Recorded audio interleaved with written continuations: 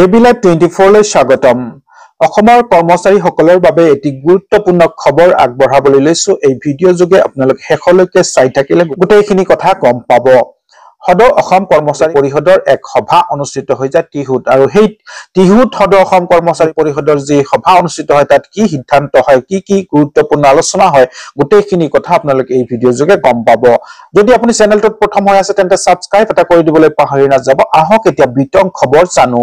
অসমত শীঘ্ৰে অষ্টম দৰমহা আয়োগ গঠন কৰি 2026 চনৰ 1 জানুৱাৰীৰ পৰা উক্ত আয়োগৰ পৰামৰ্শাৱলী কাৰ্যকৰী কৰিবলৈ ৰাজ্য চৰকাৰলৈ মুকলি আহ্বান জনাইছে সদৌ অসম কৰ্মচাৰী পৰিষদে।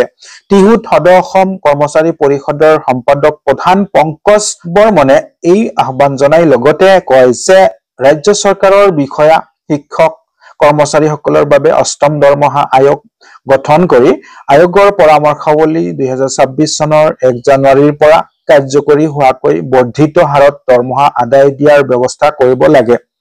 টিহুত থকা টিহু বজালী জলসিঞ্চন সংমণ্ডল কাৰ্যালয়ত টিহু আঞ্চলিক কৰ্মচাৰী পৰিষদৰ নতুন কাৰ্যনিৰ্বাহক সমিতিৰ শপত গ্ৰহণ অনুষ্ঠানত অংশ লৈ পৰিষদৰ সম্পাদক প্ৰধান বৰ্মনে নতুন কৰ্মচাৰীসকলৰ বাবে চৰকাৰে প্ৰৱৰ্তন কৰা নতুন পেঞ্চন আঁচনি চমুকৈ NPS ব্যৱস্থা সুৰক্ষিত নহয় বুলি মন্তব্য কৰি NPS ব্যৱস্থা বাতিল কৰি পুৰণি পেঞ্চন আঁচনি চমুকৈ OPS ব্যৱস্থা বহাল ৰখাৰ দাবী জনায়। টিহুৰ সৰ্বেশ্বৰ দাস জ্যেষ্ঠ মাধ্যমিক বিদ্যালয়ৰ অধ্যক্ষ শংকৰ দাসৰ সভাপতিত্বত অনুষ্ঠিত এই অনুষ্ঠানত কৰ্মচাৰী পৰিষদৰ সম্পাদক প্ৰধানগৰাকীয়ে ভাষণ প্ৰসংগত শিক্ষকৰ আৰ্জিত ছুটি বৃদ্ধি কৰা, ৰাজ্য চৰকাৰৰ বিভিন্ন বিভাগৰ কৰ্মচাৰীৰ পদোন্নতিৰ বাবে সেৱা বিধি সংশোধন কৰা, শিক্ষকৰ বিভিন্ন সমস্যা সমাধান কৰা আদি শিক্ষক কৰ্মচাৰীৰ বিভিন্ন সমস্যা সন্দৰ্ভত সদৌ অসম কৰ্মচাৰী পৰিষদ সজাগ বুলি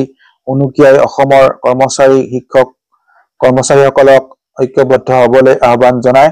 টিহু আঞ্চলিক কৰ্মচাৰী পৰিষদৰ সম্পাদক ধীৰাজ গোস্বামীয়ে ধৰি উদ্দেশ্য ব্যাখ্যা কৰা অনুষ্ঠানত সদৌ অসম কৰ্মচাৰী পৰিষদৰ সম্পাদক প্ৰধান পংকজ বৰ্মনে 11 জানুৱাৰীত মুখ্যমন্ত্ৰী ডক্টৰ হিমন্ত বিশ্ব শৰ্মাৰে সদৌ অসম কৰ্মচাৰী পৰিষদৰ হোৱা আলোচনাৰ বিভিন্ন দিশ ব্যাখ্যা কৰি উক্ত বৈঠকত মুখ্যমন্ত্ৰীগৰাকীয়ে কৰ্মচাৰী সমাজৰ বিভিন্ন সমস্যা সমাধানৰ বাবে ইতিবাচক সঁহাৰি দিয়া বুলি প্ৰকাশ কৰে।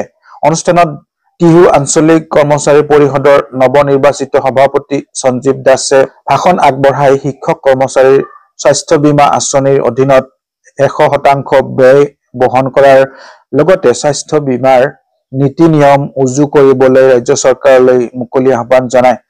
অনুষ্ঠানত নলবাৰী জিলা কৰ্মচাৰী পৰিষদৰ ভাৰপ্ৰাপ্ত সভাপতি লোহিত ডেকাৰ উপৰি টিহু অঞ্চলৰ ভালেসংখ্যক শিক্ষক কৰ্মচাৰী উপস্থিত থাকে।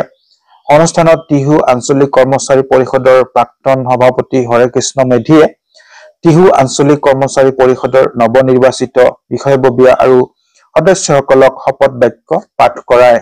খবৰটো ইমানেই আছিলে। এনেধৰণৰ সংবাদ পাই থাকিবলৈ আপোনালোকে চেনেলটো ছাবস্ক্ৰাইব কৰি বেল আইকনটো ক্লিক কৰি ৰাখিব।